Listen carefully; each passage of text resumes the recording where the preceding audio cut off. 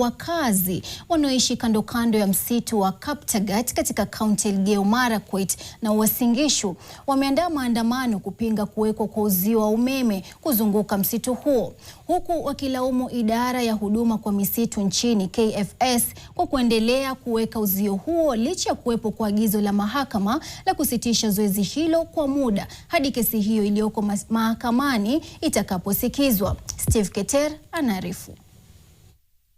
Mamia ya wakazi kutoka maeneo mbalimbali ya msitu wa Kaptagat ikiwemo Sabor, Kesup na Penon walifanya maandamano ya amani katika eneo la Kitanyi, Keyo Kusini, wakilalamikia kile walichokitaja kuwa ni ukiukaji wa utawala wa sheria kufuatia kuendelea kwa uwekaji uzio wa msitu huo. Wewe uko na mamlaka gani ya kuja kusimamisha serikali wasifunge fence? 2 months ago they found the forest.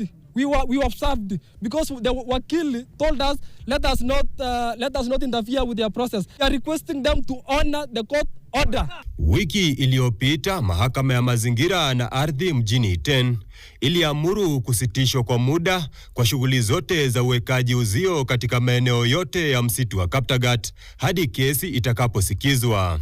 Hata hivyo, wakazi wanadai kuwa shughuli za uwekaji uzio ziliendelea katika sehemu mbalimbali za msitu huo, madai ambayo yamekanushwa na idara ya huduma za msitu nchini KFS.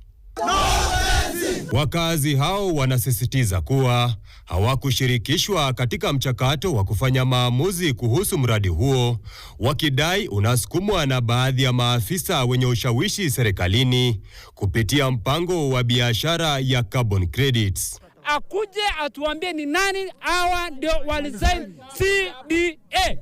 Serikali inapania kuweka takribani kilomita 273 ya uzio kuzunguka msitu huo.